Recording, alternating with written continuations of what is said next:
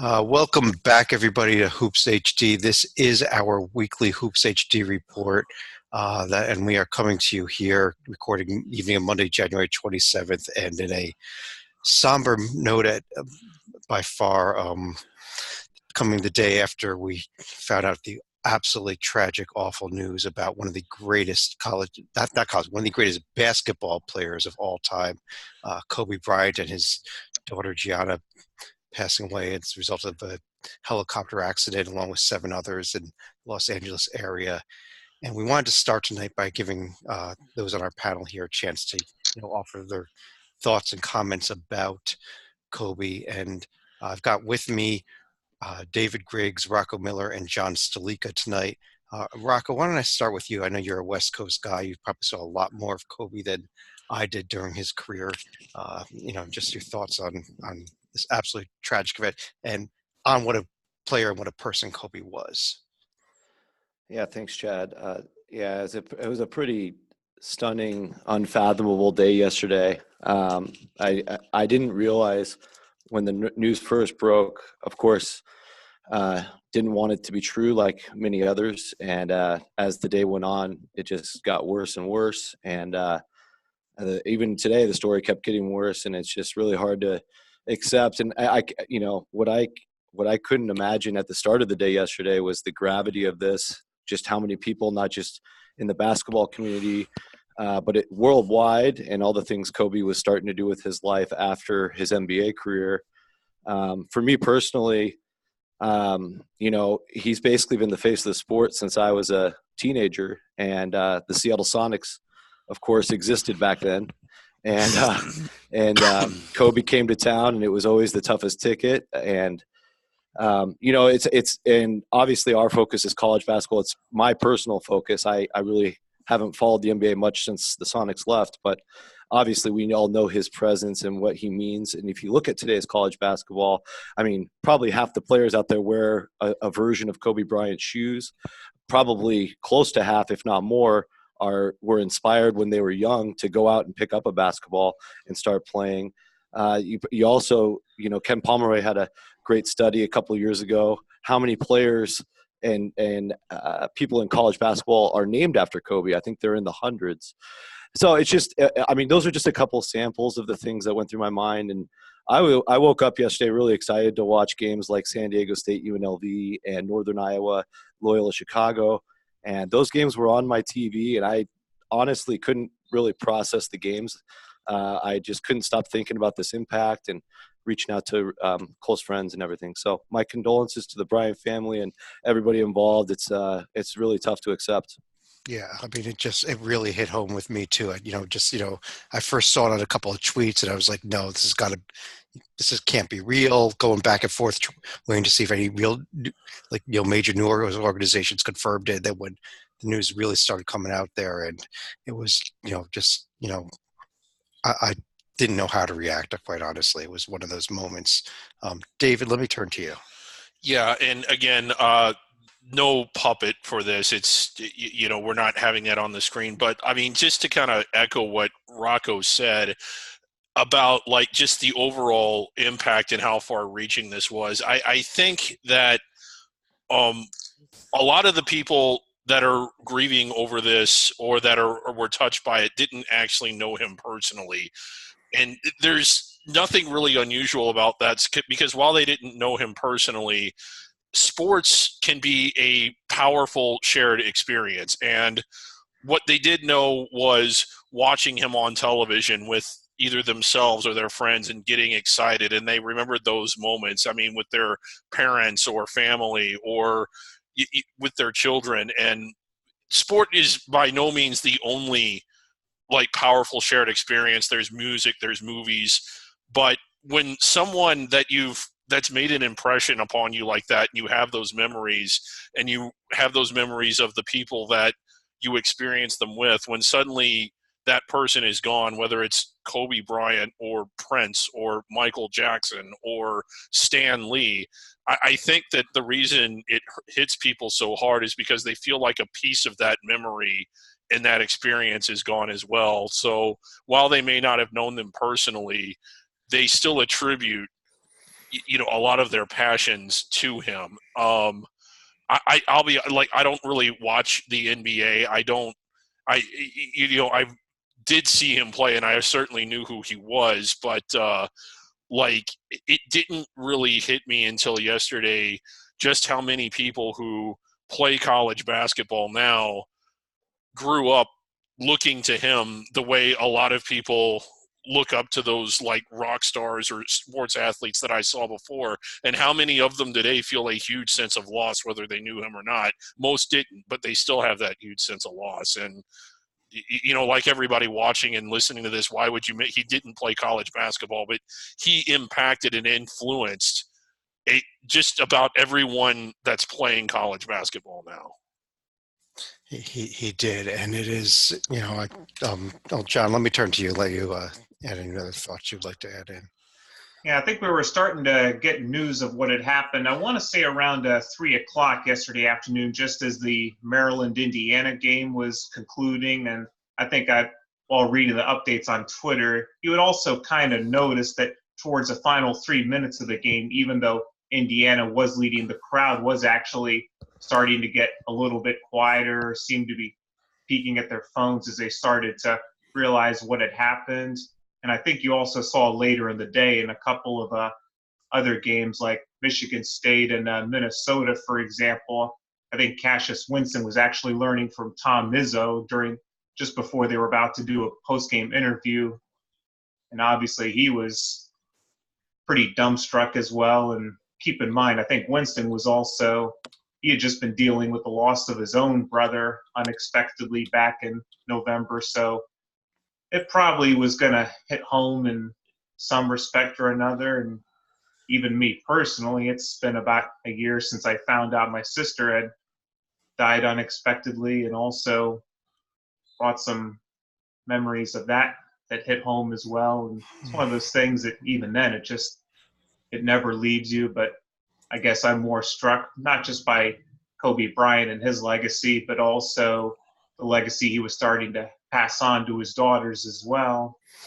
Yeah, I remember, I think one of the games where it was first announced on TV, I was watching, I think Avery Johnson was one of the commentators, and he was, just unable to even talk about it. It was, and that's kind of how I felt too. But the fact is that the games do continue.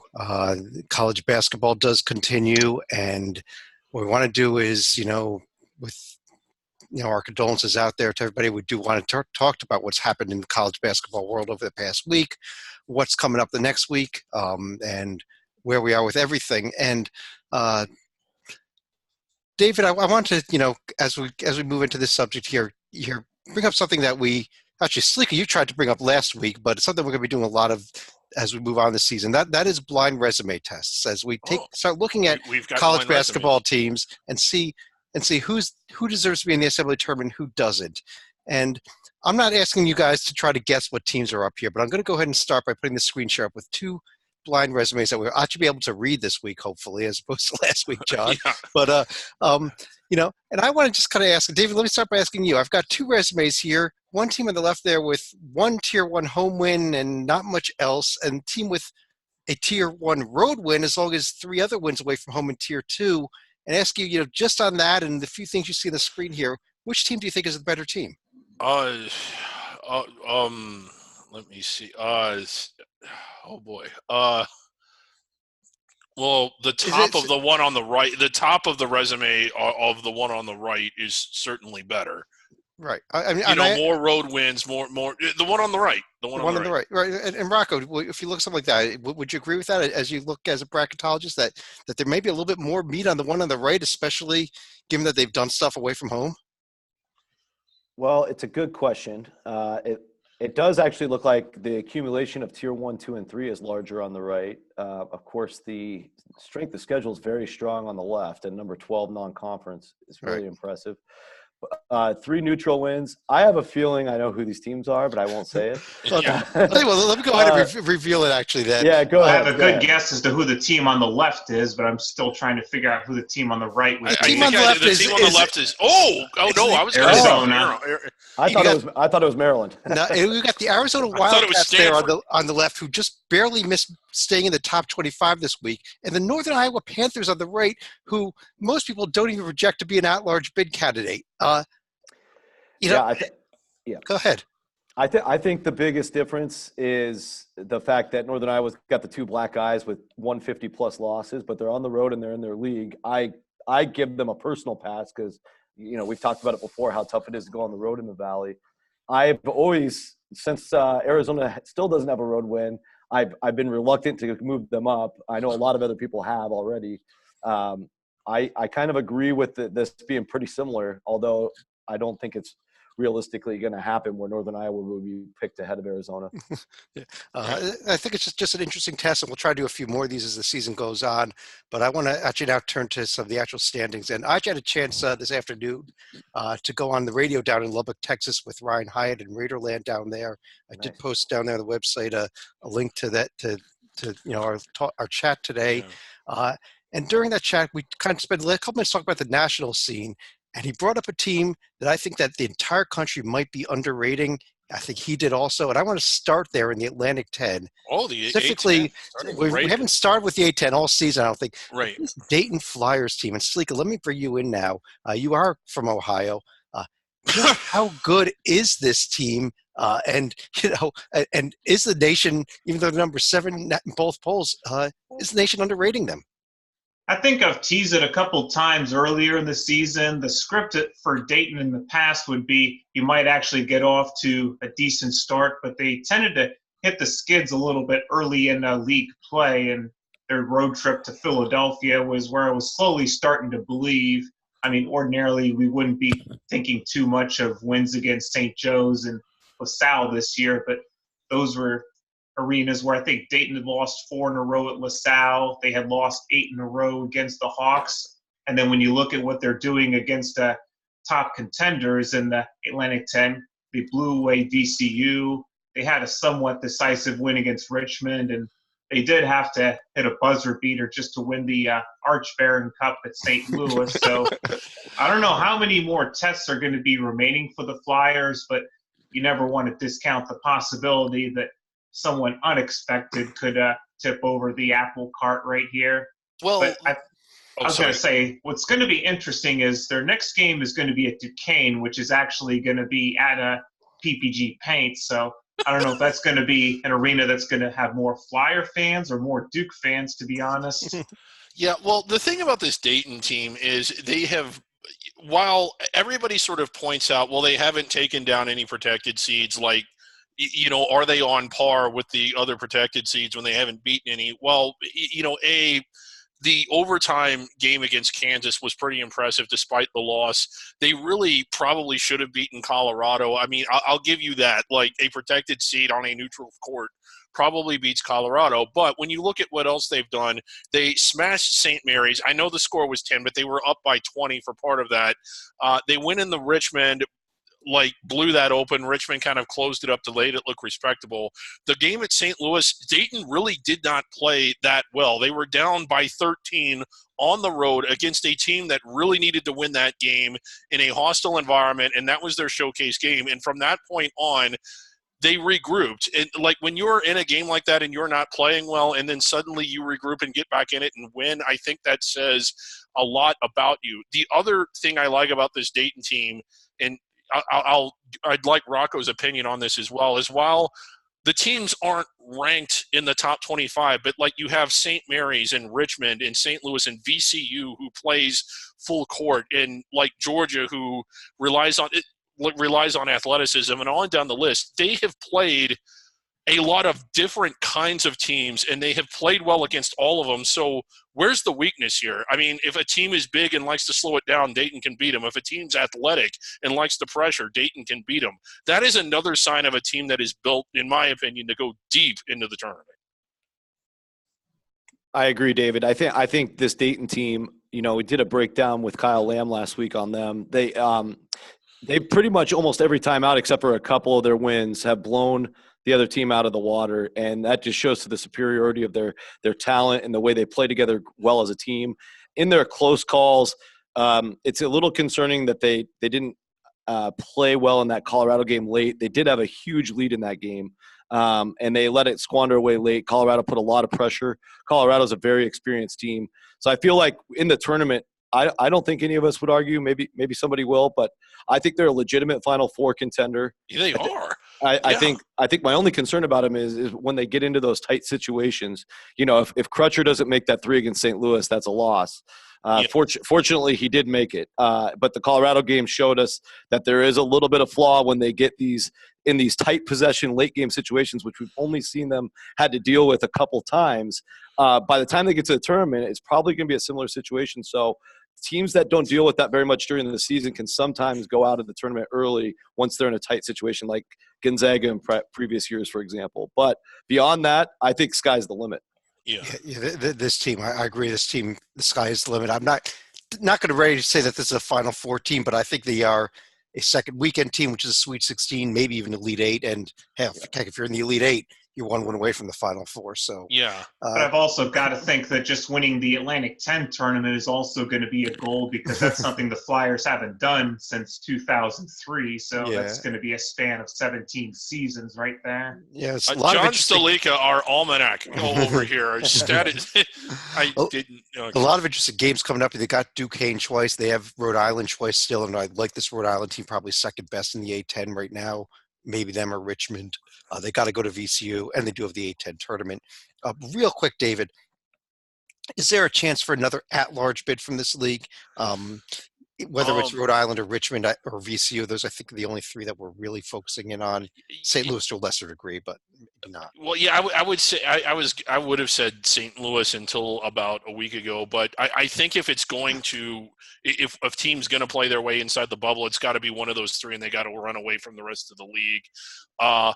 Duquesne, I just want to give a shout out to them. They are not going to land inside the bubble, but as a program, I think that Dambrot has done extremely well there, and it's been fun to watch them sort of progress over the years. And while they haven't gotten all the way to being a tournament level team, they're certainly better now than they've been really in any memory, recent or distant.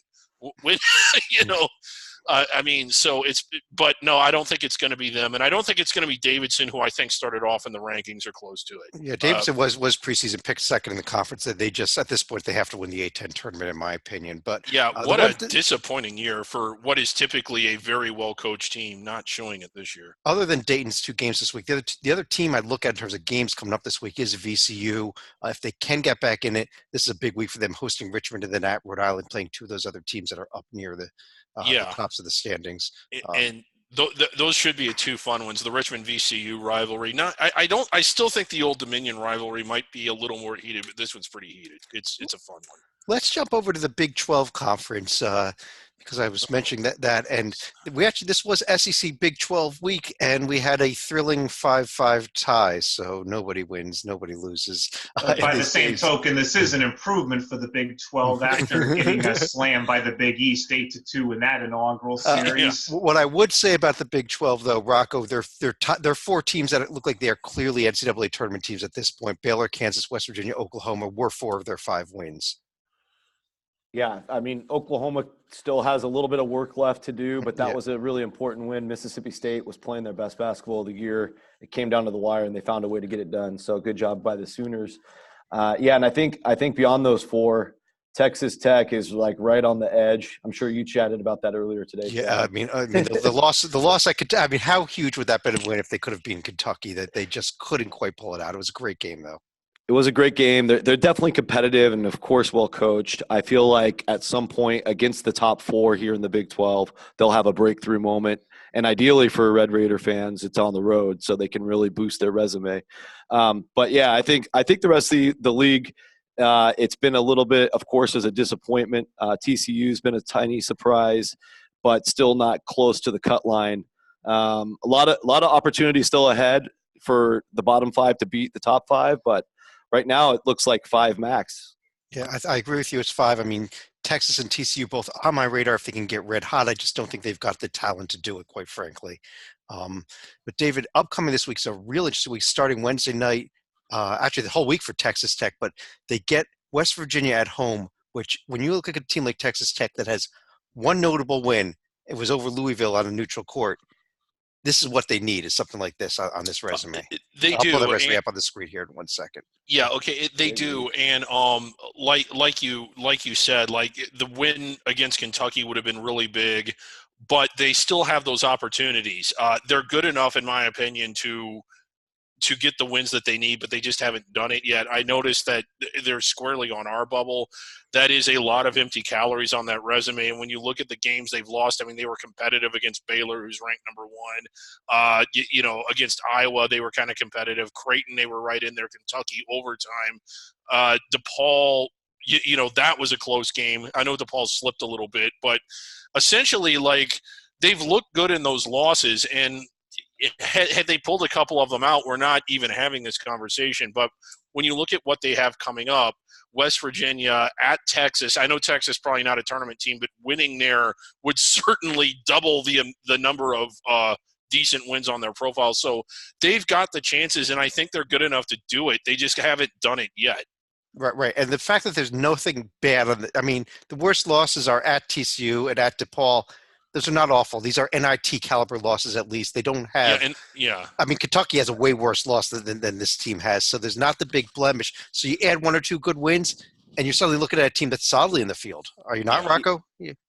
I agree with that, and I think the Kentucky game is actually like incredibly important for them, even though they lost it, because coming into that game, their non-conference strength of schedule was in the 270s, and they jumped all the way to 185 with that, and that just allows them, if they are near the cut line on Selection Sunday, that's not going to hinder them from getting in now. So unless they're going up against compared to 4 teams that are all in the top 50, but otherwise 185, you can still go to Dayton. I just think that's huge that they got that Kentucky game on their schedule, win or lose. Yeah. Chet, can we discuss another team, if I may? I mentioned this in the write-up. I think it was yesterday, Baylor. And the reason I'd like to mention them is because, like, the biggest talking point all over college basketball on Twitter, the talking heads, is that it's wide open. There's no dominant team. Pull up Baylor's profile and tell me how this is not dominant. Like, when did we have dominant quote-unquote teams in college basketball? It's very simple. Rocco will agree with me. They lost to a sub-NIT team. Oh, sorry. Yeah, okay. The best team in the country. They lost to the best team. Yeah. But look at that. At Kansas, Villanova, who's in the top 10, at Florida, who only has another home loss, at Texas. Like, whenever we had dominant teams in college basketball, when were any more dominant than that? You got to look that they also have. They could add a lot more to this. They've got West Virginia twice still. They've got a road game to Oklahoma. They've got Texas Tech coming up again at home. This is, if they keep winning and they only lose once or twice here, they are going to have an unbelievable profile with a few more of those. They have enough. They may have enough Tier 1A wins to be a 1 seed already. Yeah, and it's like if you go back to last year or the year before, whenever it was when we had dominant teams, and look at a team's profile at the end of January, when was one so much better than that like you can just come out and say there's no dominant teams? Now, I know as I'm saying this, they're probably going to fall apart and lose 5 of their next 6 just because, like, that's just how it works whenever I say something. But my good, I think the thing is nobody was expecting it to be Baylor, and now that it is Baylor, no one has. They've either not noticed or not admitted. It's not a blue blood name. But let's keep rolling here. Let me go over to you and go over to the other half of the Big 12 SEC challenge, which was the SEC half, which we saw on the SEC to the extent they got wins. Auburn, a 4-point win. Alabama, a 3-point win. LSU, only by 2 at Texas. Kentucky, overtime, Texas Tech. So it wasn't, even though the SEC got the tie, they kind of struggled to get there. Well, I think in the case of Auburn especially, that was one where they were just literally holding serve because they had been on a bit of a slide themselves. I mean, granted, they did rebound with the win at home against South Carolina, and Iowa State probably played their best game away from home, albeit in a losing effort here. But I think by the same token, it's also a testament to Baylor that they were still able to win by 11 points at Florida, who still could have really used a win themselves, but were unable to pull one off. And you look at Alabama slowly trying to creep towards the bubble themselves. It had to be a little bit disconcerting that they could only beat K-State by 3 at home. And Rocco, let me bring up a team here. John mentioned them briefly. Had an 0-2 week, although they were both for cold losses. The Florida Gators, team schizophrenia this year, I think.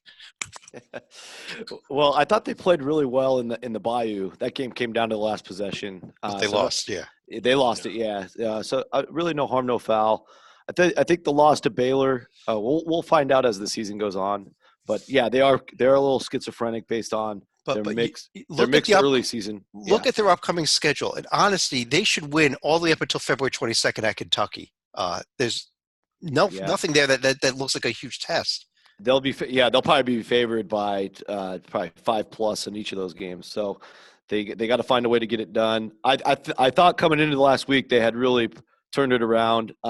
There was a game the week before where they blew out a pretty solid team. That was Auburn by 22. Auburn win, yeah. So I think the jury's out. I think they're definitely good enough to be a tournament team, no doubt. Talent's there, and they just can't let that Baylor loss discourage them. Baylor's on fire, so.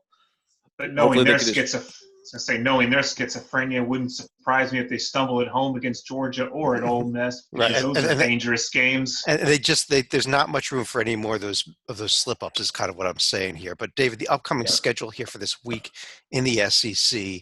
Yeah. I'm not certain what. I guess it's Saturday's game. Kentucky at Auburn is the big game, correct? Well, yeah, that one is. But how about tomorrow's game for Auburn? If you pull up Auburn's profile, don't skip over this Ole Miss game because it would probably be up until this point one of the best wins they have, at least one of the top 2 wins that they have, if they're able to pull it off. Auburn has beaten some NIT-ish teams, but Richmond and St. Louis, not true road games. They've beaten Mississippi State, who's NIT-ish. And this would double the number of road games against NIT-ish teams. So while it might not be that impressive, it actually improves, in my opinion, their profile. Well, actually, that actually would be a Tier 2B win. So I think there's quite a few better wins than that on the profile. But it would be it would be a big negative on the profile to lose it that they don't have right now. And that's what's going for Auburn is a strong strength of schedule, a good conference, and nothing bad, and a lot of wins. And I think another reason they need to win that too is because you look at the next 4 after that; those are all going to be tough tests, even though 3 of them are at home. It's 4 teams very capable of beating Auburn. Yeah, and that's what if I learn, I think over the next 2 weeks how good this Auburn team really is. I just don't know that we've found out yet. It's just kind of we haven't. Yeah. Right. Let's jump over to the ACC. Okay. Because we got to go somewhere. Salika, you got Louisville, Florida State, Duke. We did a bracket rundown show last week on Thursday night. I think we had all these teams. I think we had all 3 of them on the 2 line. Or I mean, this is a group of teams that are all probably maybe still fight for 1 seats. Yeah, you're going to have 3 teams that are probably going to be on the top 3 lines, and then you got a big chasm down to the next group of teams. I think one of them we saw tonight was NC State, who now has back-to-back losses to I guess NIT teams or even below. And below. Of course, they have now been swept by Georgia Tech, which is going to be a bit of a red mark for them. And how do you treat a team like North Carolina, who's quietly won 2 in a row themselves after getting off to such a horrible start in January? And still a chance Cole Anthony could be back soon. So who knows with the Carolina? Although, I was saying this before we went on the show, but North Carolina, I think with all they've done bad, I don't know how they get back to the at-large conversation, but if Cole Anthony's healthy and they start playing well, they could win an automatic bid. They could win the ACC tournament. I think they have enough talent for that. But Rocco, this NC State team going in the wrong direction, and a team on the right there that I think is seriously going in the right direction in the orange. Hey, absolutely. Yeah. Syracuse playing very well. I think they've won 5 or 6 straight. 5, Yep. And a good chunk of those on the road, as you see on the left here on the screen. So I think they're going to get their shot with Duke coming up this weekend. That'll be big.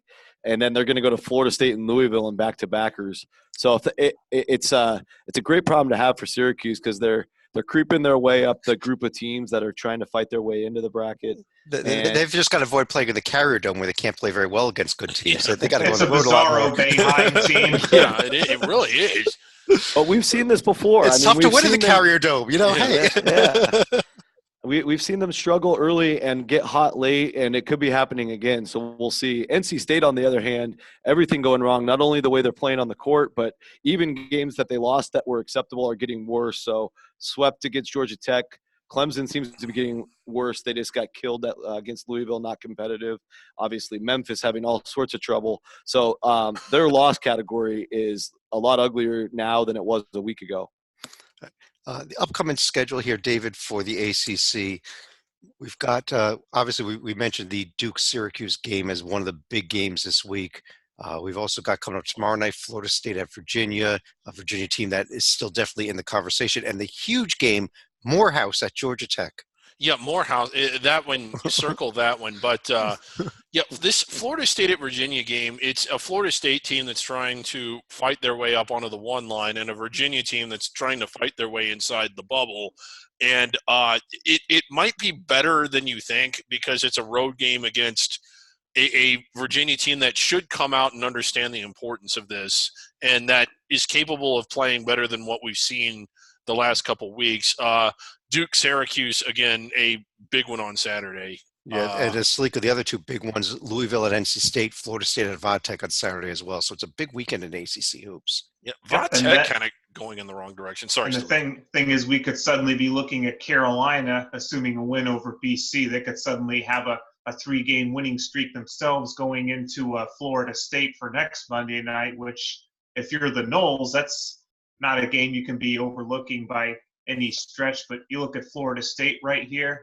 I've said myself I would have them slightly ahead of Duke, but it's going to be tough to go through the gauntlet of Virginia Tech, and North Carolina 3-0. I'll tell you, I just noticed as I'm looking at the screen here, in the far right columns, you see the AP and coaches poll votes. You've got 3 teams in the top 10 in both polls, and not a single other team in the conference receiving a single vote for either poll. Yeah. I don't know that I've ever seen a conference with that big of a gap here, but that's a gap that you mentioned at the start, and I think you get on there. And Chad, I think today you could make an argument that they're the only 3 teams inside the bubble. Even I think you can. I think Syracuse. I think Syracuse is currently on the right side, but barely there, and maybe Vodtech still. They haven't had multiple losses like NC State has. But I also think Virginia is actually creeping back as well. Yeah, and I do have an under the radar Easter egg for you, Chad. Up until this weekend, I would have said the A-Sun had that big of a gap between Liberty and everybody else. But yeah, that's done and over. Yeah. Rocco, let's jump over to the Big East Conference here. And here's a conference where we can see AP and coaches poll votes, a few more of them, going down 5 teams at least, and a few teams below those that are still definitely in the hunt. How is Creighton not ranked? Creighton just barely missing the rankings today, but 2 top 10 teams in Seton Hall and Villanova. And let's start with the Seton Hall team because I think this team is playing unbelievably good basketball at the moment. Yeah, I've been high on Seton Hall for the last month, and I just saw a tweet today that Sandro's coming back in their next game, so even more depth and quality coming to the roster. They got an incredible resume. Look at all those road wins in the top column. Whether it be 1A or 1B, those are all tough places to get W's. And I just think the quality of play it not only shows that they belong in the top 2 seed lines, but they're also capable of cutting down the nets. I think they're that good, and they've got the star power and they've got the depth. I mean, guys like McKnight and the cast of characters they have, I mean, they're built for a title run. They got to just get over kind of all the the history of Seton Hall, not typically getting that far, but if they can do that, they have the team to do it. Yeah, absolutely, they do. And even their losses were all close losses, except for against the unbelievable team they played from Piscataway, New Jersey, that completely crushed them. But that was also the same game where Miles Powell had a concussion. We don't talk about that part. Yeah, it was a full-strength Seton Hall team. But anyhow, started full strength. Yeah, they did. Yeah, Miles Powell. Obviously, Sandro was not there for that game, but he hasn't been there for a lot of these games. Powell missed most of that game as well. But David, beyond Seton Hall and Villanova, Creighton and Butler still both playing well. Marquette really moving up in the standings as well. Yeah, but I mean, Butler had that skid where they lost 3 in a row. They kind of bounced back from that. They needed with the Marquette win on Friday, yeah. Yeah, with the Marquette win. I like how this Creighton team's been playing. They had a really nice win against Xavier over the weekend. Providence has I wanted to do something this week, but I might save it till next week. Teams outside the bubble that are playing like NCAA caliber teams, Providence fits that description. The only problem is, are they going to run out of season before they've made up all the ground that they Well, need they to? can't. Well, when you're losing, the close game. When you couldn't pull out the game against Villanova that you needed to pull out to make up for that bad stuff. I don't think Providence can get there. I do think Providence will be a dangerous team in the Big East tournament, though. Oh, they will. They'll be a real tough out in that event. Yeah. So kind of like North Carolina in the ACC, Providence is a team that I'm not scratching off my board as making it in, but I think they're good. They could get in the back doorway there. For DePaul, I think the magic number is 8, which means finishing 7-4. Can they do it? I don't know. They really blew a chance at home against St. John's, and now 1-6 in conference. I don't know how you come back from 1-6 in conference. And 2 of those losses are against St. John's, so that's about as easy of a stretch as they could have hoped for. Right, because St. John's has beaten no one else. For the most part this week, you're seeing the bottom half of the conference playing the top half of the conference. The big game, Rocco, that I circled, though, is Saturday's Creighton and Villanova game here. That will be a good one. Creighton's had a little bit of problems on the road. I do expect Villanova to come out victorious, but Creighton's got so many shooters. All it takes is one good night stroking the ball from deep and, make up a lot of that gap of playing on the road. So definitely should be a good one. I think Marquette's very good at home, but I do agree. I do somewhat disagree that DePaul is actually really close to the bubble. I see some people actually still have them in. I know that the win at Iowa is carrying even more and more weight as time goes on. We'll see how Iowa does tonight. But, I mean, there's some places they've gotten wins, and the blowout over Butler that just kind of would have to tell a committee or even Texas Tech's that win that this team is capable of doing some damage in the tournament. And if we're splitting hairs at the end, last couple slots, they might deserve a shot in Dayton.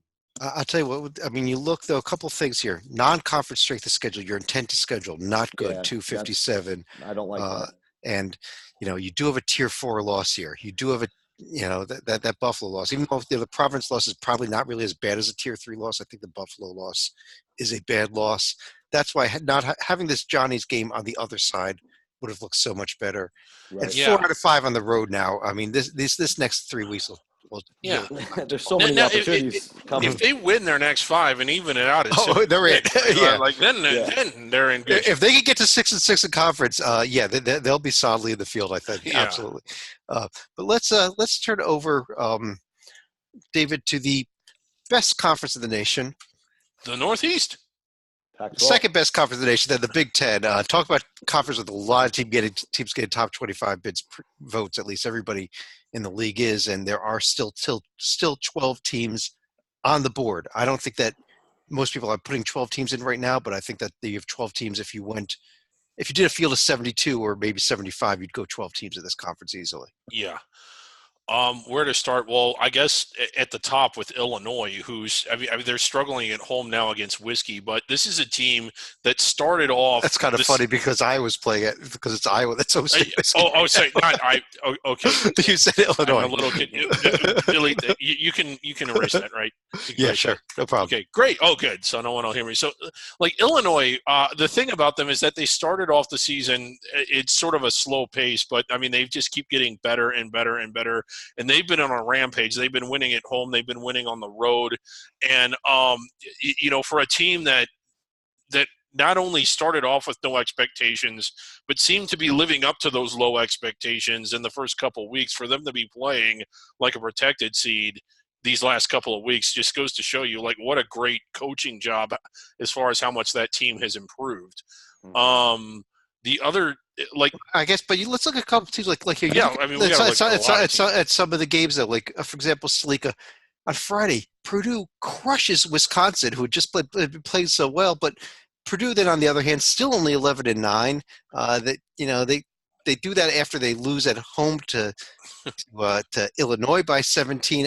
Some of these teams just don't make any sense at the moment.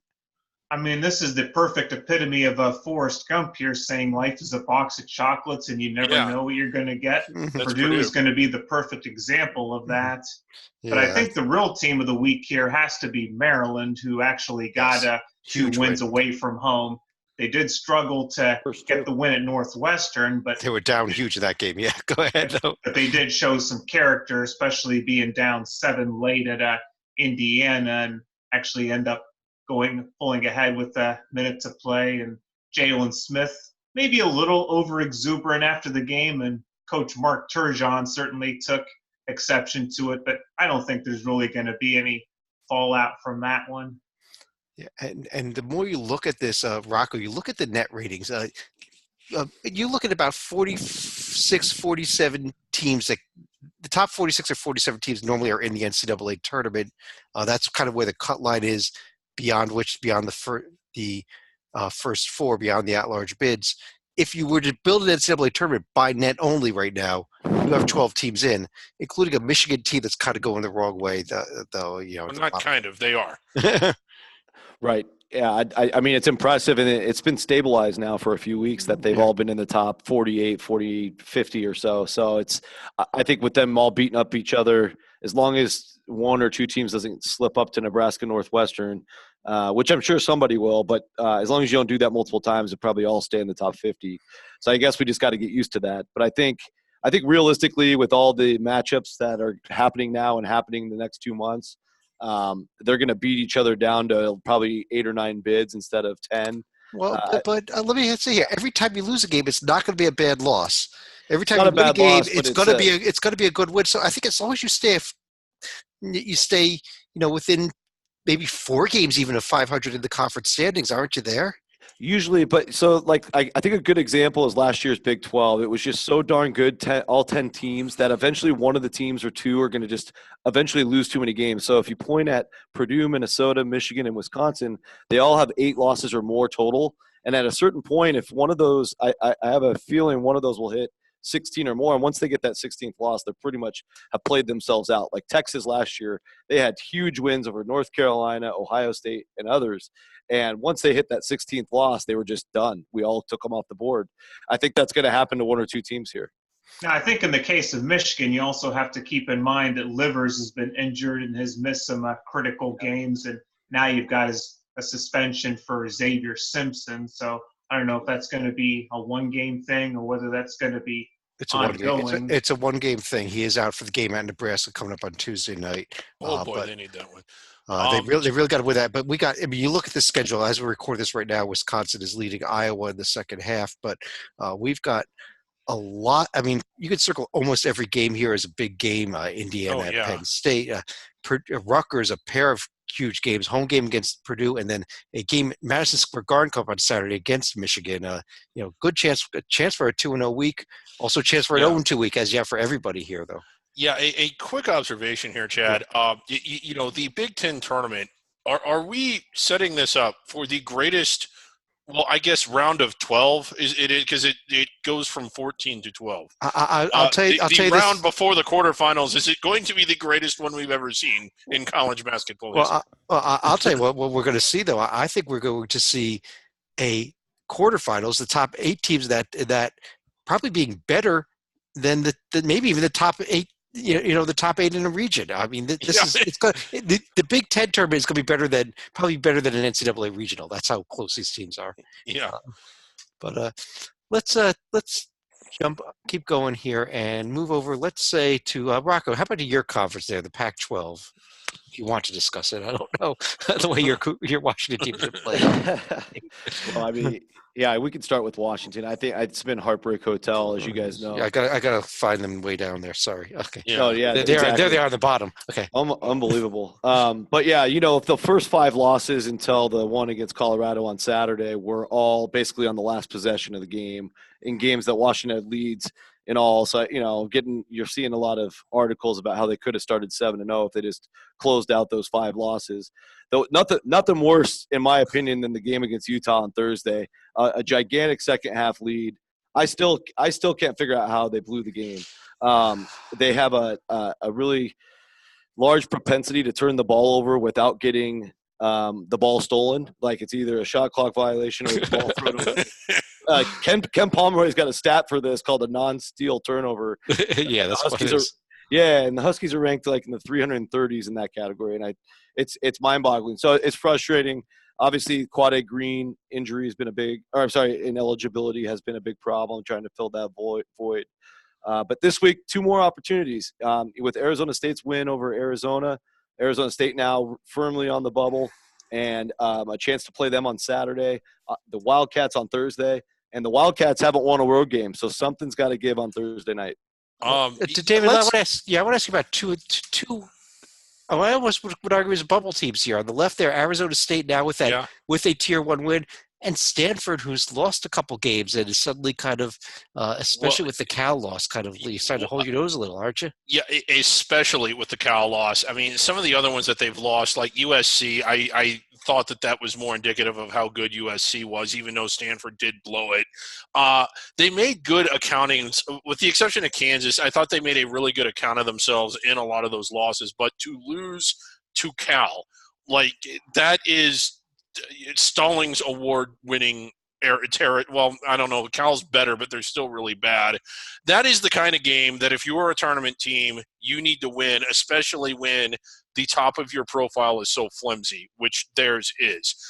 Arizona State, I don't really like – it's easier for me to criticize both of these teams than it is to praise them. They did get the win against Arizona, and I did like the win at Oregon State, believe it or not. I know Oregon State's just 2-6, but to beat them on the road, I thought was a pretty good road win. But still, I mean, just a whole lot of empty calories here. And I mean, they got to do more, both of them, than what they've done to get inside the bubble. Now they have Wazoo, Washington coming up. That's a chance for 2 road wins. If they get both of those, I'll like Arizona State a lot better. Right. And we warp back to 2015 right here, because one thing that has gone on quietly is the Cal Golden Bears, now 3-0 at home in Berkeley. Granted, they are miles away from any postseason. Well, I want to bring Rocco in as a bracketologist. One more question about the Stanford team, though. Their net rating is still 18, even after the Cal loss. And I mean, it's just so out of whack with every other metric you see up there. And is there an explanation here? My best guess is, without, they don't tell us the net formula, but we have some ideas.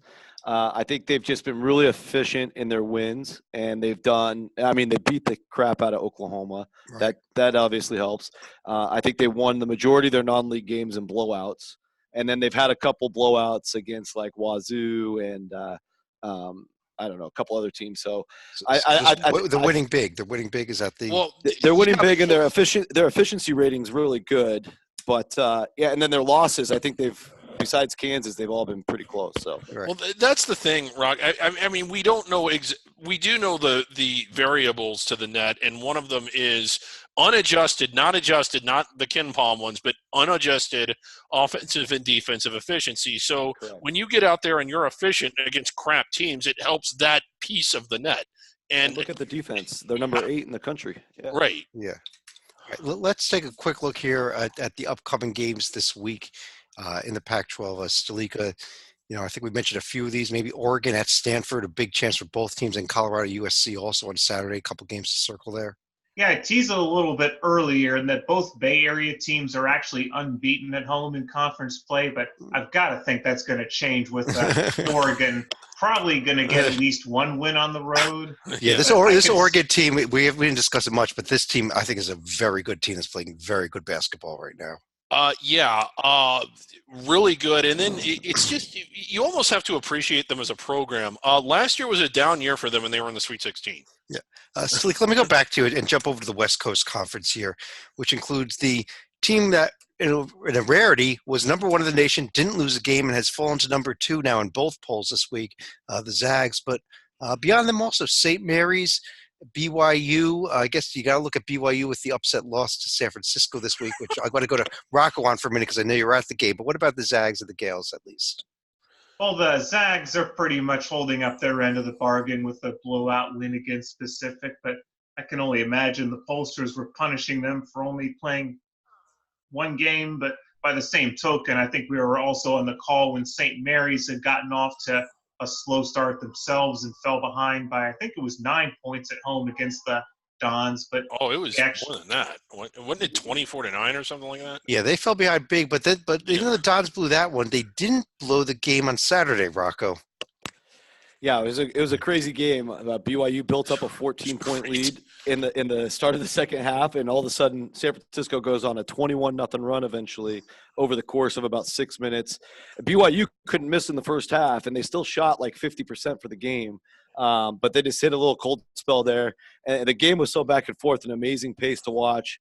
The real key moment was BYU was down by 2 with about 17 seconds left. San Francisco knew they were going to get the ball to Yoli Childs. They get it to him quickly, and San Francisco believes in the Kyle Smith era has passed down to new coach Todd Golden, and they believe in a lot of the analytics-based decisions. And so they knew that Childs was a 59% free throw shooter, and they even though they had a 2-point lead, they put him on the line for 1-and-1. Yeah, and it paid off brilliantly. Yep. He broke the first one, and then they had to play the foul game, and the Dons built up a 4-point lead, and BYU hit a meaningless 3 at the buzzer. They win by 1. Yep. It was just Jim Valvano would be proud. I'll tell you what. If you go to Ken Palm's site, he has an article he wrote a few years back on actually the analytical benefit of fouling when up 2, not up 3, and it's a really fascinating piece, and it seems like they actually employed that technique.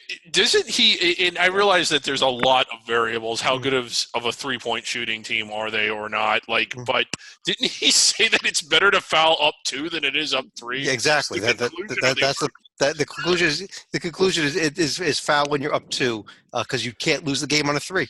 Yeah. I got a chance to talk to Coach Golden for about 10 minutes after the game, and it was pretty cool because he said the decision was based on the fact that it was 1-and-1. He said if it would have been a 2-shot foul, they would have never done it. And then he also said because he was 59%, he was the only player on the floor they were going to foul. So I give a lot of credit to those players for San Francisco. He also gave them a lot of credit that said, they're very smart basketball IQ players, and there's been players they've coached before that they wouldn't trust to do that. But everybody was in sync and executed it brilliantly. So kudos to the Dons. A few games. All of the teams I like, I wouldn't trust any of them to do that. A few games that know coming up this week. First of all, both on Saturday, Gonzaga at San Francisco that we just mentioned. The Dons might be in over their heads on that one, but although it is at home, it's been sold out for about 3 months, so it'll be fun atmosphere. And St. Mary's at BYU coming up on Saturday as well. Big game for both teams, actually. But I think before that, it's going to be Santa Clara's turn to be in over their heads hosting Gonzaga. That's why I didn't even mention that game. I'm not worried about that game. Who knows? Santa Clara is in over their heads. Mountain West Conference, really quickly. San Diego State still at the top of it. But, of course, when we talk about the Mountain West, we've got to mention the ConExpo ConAGG 2020 coming on March 10th to 14th, 2020. Register now at ConExpoConAGG.com. Yeah, and where is that? At the Thomas and Mack Center. Thomas and Mack Center. The week of the normal week of the Mountain West tournament, which, as a result of that, means that the Mountain West tournament will be a week early and actually will be the first automatic bid given out. Will be by a couple hours before the Ohio Valley bid comes out. Will be the Mountain West bid this year. So this is new. This is the first time in a while that it has not been the Ohio Valley. And it was the Big South for a while, but now it's the Mountain West because of the ConExpo, ConEd, whatever the hell that thing. But when you look at San Diego State and their profile here, the question is they're undefeated. Slika, where did they lose a game when you look at the rest of this schedule? At New Mexico, I would have said maybe before when they were at full strength or not. At Boise, home to Utah State. Are these 2 games at New Mexico and home to Utah State the 2 toughest games left on the schedule? Honestly, I probably would circle Boise State as a possible trap game because I think the Broncos have also knocked down BYU and have been feisty. And Utah State in an amazing fashion, where they came back from down 25 points with 5 minutes left. But go ahead. And I think Nevada could be another interesting game because if that's going to be what's standing between regular season perfection, there's going to be a little bit of pressure on the Aztecs for that one right there. But by the same token, they're still going to have a home games against both New Mexico, UNLV, and Utah State still to come that could tip Yeah. the scales. Chad, could you pull up Nevada on the other side there? No, not the standings. Nevada. I mean, I understand how you get confused. No, not the net. Nevada. Oh, okay, thanks. Okay, Is it's it coming up in a loading? second here. Yeah, it's coming out. This is great there television. we go. There it is. Okay, Nevada, who lost at San Jose State. Go ahead. Well, I do think that while my point was I think they're getting, when they're not losing at San Jose State, they've started to play a little bit better. Their home record there 9-2. So I think if San Diego State's going to lose one, it's going to be that one on the last game of the year. Now, Okay. I don't think they will, but this is a Nevada team that has, while not anything like they've been the last 2 or 3 years, has gotten a little bit better as the season has gone along. Okay. Well, Rocco, I want to ask you a question, though, about San Diego State here. Let's assume they do go through well, we'll put it this way here. We're going to be talking about a term when we get to championship week, bid stealers or teams that go ahead and steal a bid by stealing an automatic bid over a team that was not going to make the NCAA tournament as an at-large, getting an automatic bid, giving an at-large bid to a team from that conference. The Mountain West being the first conference tournament up, good chance for a bid thief here in the conference tournament, especially because if San Diego State does go undefeated, they may be asked to beat a Utah State for the third time in the regular season. And it's tough to beat a team 3 times. Tough to beat a team 3 times. I like the way that this UNLV team's improving as well, and Right. they'll be playing on their home court, which is always a big thing to keep in mind with the Mountain West tournament. And nothing better to kick off say it again, kick off that week with a UNLV championship. I also want to point out, up until the Utah State game on Saturday, this Colorado State team has shown a lot of improvement. Obviously didn't play well Saturday. So they're a team to keep an eye on, at least for that. I think the Mountain West tournament's going to be really interesting, especially given the way the money's distributed. The Mountain West will be very interested in getting more than one team to the dance. San Diego State. San Diego State won't care. San Diego State's at the pit out Wednesday. And again, their toughest home game remaining, hosting Utah State, who has bounced back well after that Boise State debacle to win a couple games. Real quick, the last conference of the night is the American, which has become, in my opinion, I think you're down to a 2-big lead here with Houston and Wichita State. But should we talk Tulsa or should we? What about, we'll pull up both Tulsa and SMU. Okay, and then I'm going to pull them back down again. Okay, everybody, Wichita State, solid team. Houston, a very good team. Tulsa tied for first on the fact that they haven't played the toughest games in their schedule yet. They haven't. And Houston. But they did beat Houston. But here we go. Tulsa, who lost at home to Arkansas State, lost to Colorado State, who Rocco just says played better, and has done nothing outside nothing in Tier 1 whatsoever. So, David, tell me why Tulsa's an at-large bid. They're not. Okay, the question is, are they playing like one, and do they have the chances to become, like, if they beat Wichita and go to Houston and win and beat SMU? Yeah, if they win the rest of their games, we talk about them. They got a chance at Houston. They got a game at Wichita. I just don't think they're good enough to win those games. Okay, a team that I like is SMU, though. I mean, again, like, they have a bad loss at East Carolina, but and again, they have 0 wins against teams that we think are in the field right now. Well, Memphis is sort of on the bubble. Again, 1 win against a team that's sort of on the bubble. And you know what? I've been projecting Georgia State as my Sun Belt champion, so I'll give them that. Yeah, and they're 15-4, and they're 4-3 on the road, and they've beaten Evansville. They beat Evansville right after Evansville beat Kentucky. Yeah, I was there. It was a good game. Yeah, you were there. That's right. Yeah, I was texting you, I think, during that. Yes. Yeah. I would say, there's too many landmines in this conference. Wichita and Houston are already there resume-wise. Memphis is really blowing it. I think for a team like an SMU or Tulsa to build up the resume, they might get a win or 2 against the Wichita or Houstons of the world. But for every one of those, there's going to be a slip up against a Tulane or a Temple or a UConn that are just going to hold them back. I just think it's really too late in the game for them to get into the at-large picture. I think there's also a decent chance that by the time this week of games is done, we could see UConn possibly at the bottom of the American right here. Yeah. Fire Gino. Yeah. Okay. Quick note: the game I think I'm looking at, even though I just trashed on Tulsa, Wichita State at Tulsa on Saturday, one of the more interesting games on the schedule for this week at least. SMU at Cincinnati. Okay, it's a game between two teams that, and that could be an NIT preview game or a CBI preview game, David, or Well, Cincinnati, I think they've won 5 in a row. Or 4 in a row. You want me to pull up Cincinnati's profile here? Okay, we're now going very deep in, and let's talk a little bit of CBI bubble talk, David. Here's Cincinnati's profile. Okay, let's get Cincinnati up there, and it's taking forever to. Yeah, so you don't see much of anything, but look at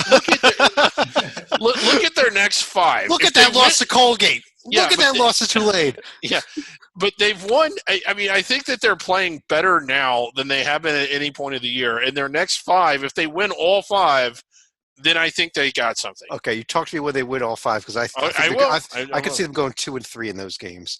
And if they do, then we won't. Yeah, then we're back to where. Yeah. On that note, though, let's go ahead and pull this down. Let's run through any other final thoughts. And Sleek, let me start with you. I mean, there was also one other notable passing this weekend, and that was former ACC commissioner and Notre Dame athletic director Gene Corrigan. Under Corrigan's leadership in the ACC in the early to mid-'90s, that's when they added Florida State to the conference. And there was also another interesting sidebar when Corrigan was AD at Notre Dame. This was back around 1984 when his own Irish team was actually on the bubble themselves. But ironically enough, because he made a case for Dayton to get in the field, the Flyers ended up taking the spot for Notre Dame and sent the Irish down to the NIT. And the Dayton team that year actually went to the Elite Eight before losing to eventual champion Georgetown. So rest in peace, Gene Corrigan. And we tied in our top team that we discussed at the start as well with Dayton. Yep. Thank you. Rocco. Yeah, I noticed during the A10 segment, we didn't spend a lot of time talking about Rhode Island, but I think this team deserves some recognition. They've won 6 in a row, including a game at VCU, which really put them on the map for an at-large consideration. They'll have an opportunity to go to Dayton in a couple of Tuesdays. I think, and obviously hosting VCU again on Friday night. I think this team is legitimately in the picture for today. And I think the A10 between them and the other teams we talked about, including St. Louis and Richmond, I just have a feeling they're going to find a way to get 2, and they even have a little bit of upside to get up to 3. So it's definitely something I'm intrigued by. We'll see how that plays out. I agree. Go ahead. I was just going to say, I agree with you about Rhode Island. I actually, if you were following on the screen, I had their profile up. I did. Dayton, but David just rambled on so long that we had to move on. I did. I was ready to say so. I was ready to say something, and I wrote them down as my final thought. So it all adds up. I mean, Rocco sent me a note saying, "I don't have a final thought. Let me talk about Rhode Island." Okay. So I just kept going. The other thing I want. Go ahead, Rocco. Yeah, the other thing I wanted to say is, would they be the first team to get an at-large bid and lose in the Ocean State tournament? That is a great question. Ooh, wow. Big question. Big question, yeah. Especially to Brown. They failed to win the Ocean State tournament. I think, David, we might be able to even get that Ocean State tournament can we get up on this. can we do that? Just for those of you that haven't had a chance to see it yet. Because you've been showing us on Under the Radar, but do we have that? The Ocean State, there it is. Rhode Island did get by Providence. Yes, there is the Ocean State tournament. Brown, though, your champions, including winning the MEAC bonus game against Johnson and Wales. I think it would be unprecedented. But Brown, you, by the way, you can chalk them in for that NCAA tournament because we are pretty certain that you do get an automatic bid for winning this event. Still waiting for final confirmation, though. But David, you want to finish out the show? Yeah, I went back and forth. Should this be my final thought or not? I'll go ahead and say it. If you're watching this, then you certainly know what happened at the beginning of last week in the K-State Kansas game. Real ugly scene after the game. Fortunately, no one was injured in the fight, and while a chair was picked up, it wasn't used as a weapon. I thought the fallout was a little overblown. Not that it wasn't a serious issue, but what bothers me as much as the fight itself is the way that people seem to use it as an opportunity to be seen getting mad. And I just felt that it was perpetuated over and over and over. And I also don't like how the same people that denounce it so hard, especially in the media, will be using those same highlights to promote future games. Another thing, like college basketball, and I know this might sound odd because we did have about 2 dust-ups in a week, really doesn't have a problem with brawling. Like when you factor in how many thousands of games are played every year and how emotional it is and how physical it is, the fact that it's, you might see one a year, if that's pretty damn good. So while you don't want it to happen, I don't think it's a pervasive problem. College basketball in the NCAA has a lot of things to concern itself with, but I don't think that's one of them. Yeah, the biggest fallout of that was a 12-game suspension for D'Souza from Kansas, who missed half the season anyhow. So Yeah. And although they are, as we record this, in a battle at Oklahoma State, but that game has not gone final yet, nor is Wisconsin, Iowa, so we will not get a chance to discuss them. You can read about them in the write-up tomorrow morning. But on that note, I do want to thank everybody for joining us. We'll be back again Wednesday night with Under the Radar, Thursday night with a bracket rundown show. But on behalf of John Stalika, David Griggs, Rocco Miller, you can check him out at bracketeer.org as well. I'm Chad Sherwood, and we will talk to you again real soon.